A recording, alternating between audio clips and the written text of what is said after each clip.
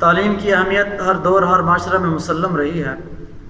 تعلیم کا نور دلوں کو جگمگاتا اور راستوں کو منور کرتا ہے۔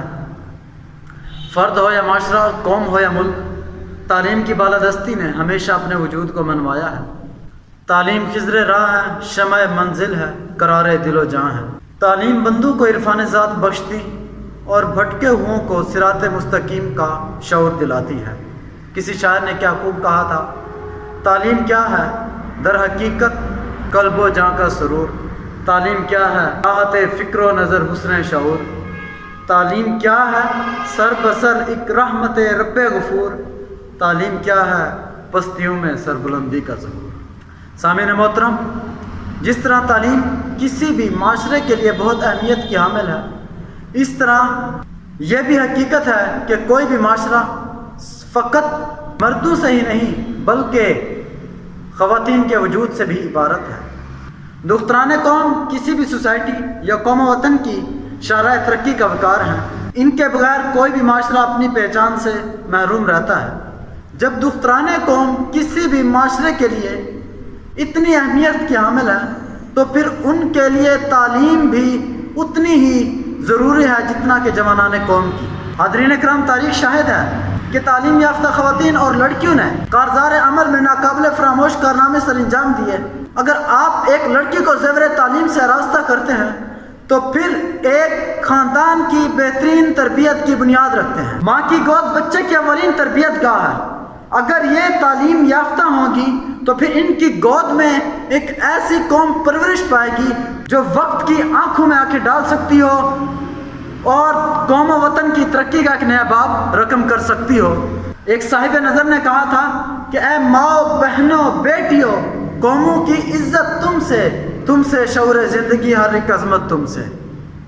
فرمان رسول صلی اللہ علیہ وآلہ وسلم ہے، طلب العلم فریضۃ علی کل مسلم و مسلمہ، حصول علم ہر مسلمان مرد و عورت کے لیے فرض ہے۔ حضور عالی مرتبہ صلی اللہ علیہ وآلہ وسلم کے اس فرمان علی شان کی روشنی میں خواتین کے لیے علم حاصل کرنا اشد ضروری ہے۔ ایک وہ خاتون کا جس نے گھر کی تمام تر ذمہ داریاں سنبھالنی ہیں اور اس نے اپنے باپ اور بھائی کے ساتھ کبھی اپنے شوہر کے شانہ بشانہ ہو کر آنے والی نسلوں کی تربیت کرنی ہے۔ اگر وہی خاتون جاہل اور تعلیم سے ناآشنا ہوئی تو پھر یاد رکھے گا کہ عصر حاضر کا معاشرہ اندھیروں میں ڈوب جائے گا۔ لیکن اگر یہی خاتون تعلیم یافتہ اور پڑھی لکھی ہوگی تو پھر تعلیم کا سورج پہلے سے کہیں زیادہ تابناکی کے ساتھ چمکے گا۔ صاحب اغیار کی بات چھوڑیے، تاریخ میں ایسی مسلم خواتین کے کارنامے موجود ہیں کہ جنہوں نے فروغ دین اور اسلامی فقہی علوم کے لیے باپردہ رہ کر اہم کردار ادا کیا ہے۔ سیدہ عائشہ رضی اللہ تعالیٰ عنہ ایک حجرے میں مقیم رہ کر اسلامی تعلیمات کی دولت کو تقسیم کیا کرتی تھی۔ اگر آپ کے فیوز کا چشمہ جاری نہ ہوتا تو پھر اسلامی فقہی علوم اور تعلیمات محمد مصطفیٰ صلی اللہ علیہ وآلہ وسلم کا ایک بہت بڑا حصہ ہماری نظروں سے پوشیدہ رہتا۔ سامعین اکرام، تاریخ کے مختلف ادوار سے گزر کر جب ہم آزادی برصغیر اور تحریک پاکستان کے ولولہ افرین دور میں داخل ہوتے ہیں تو پھر دختران قوم اور طالبات کا کردار نہایت ہی قابل ستائش نظر آتا ہے، جنہوں نے تعلیم سے آشنائی کی بدولت تحریک آزادی میں انتہائی مؤثر کردار ادا کیا۔ یہی تھی دختران قوم، علم حق کی شمشیریں، جنہوں نے کاٹ ڈالی قوت باطل کی زنجیریں۔ علم و عمل سے روشن ان کے سینے ہیں، انہی سے جگمگاتی ہیں میری ملت کی تقدیریں۔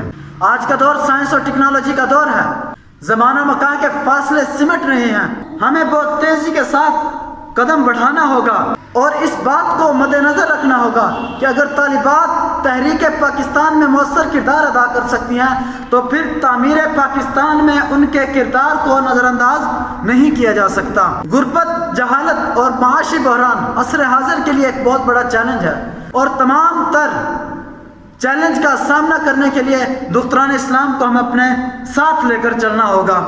پاکستان اسلام کے نام پر معرض وجود میں آیا تھا۔ اسلامی اقدار کو خضر راہ بنا کر خواتین تعمیر پاکستان میں مؤثر کردار ادا کر سکتی ہیں۔ اگر ہم لڑکیوں کی تعلیم سے نظریں چرائیں گے تو آدھی سے زیادہ آبادی جہالت کے اندھیروں میں ڈوب جائے گی۔ جب یہ نصف آبادی تاریکیوں کا شکار ہوگی تو پھر اندھیروں سے اندھیرے ہی پھیلیں گے. یاد رکھے گا تاریکیوں سے کبھی بھی اجالے جنم نہیں لیا کرتے. اسی لیے لڑکیوں کو تعلیم کے استحقاق سے محروم رکھنا فطری اصولوں سے بغاوت ہے. ایک نامور فاتح نے کہا تھا کہ مجھے 10 اچھی مائیں دے دو میں تمہیں ایک بہترین قوم دے دوں. آخر میں اپنی بات کا اختتام ان الفاظ کے ساتھ کرنا چاہوں گا. وہی ہے راہ تیرے عزم و شوق کی منزل جہاں ہے فاطمہ و عائشہ کے نقش قدم. اسی پہ چلنا ہے تجھ کو چراغ علم لیے بسط وقار اڑانا ہے پھر وفا کا علم.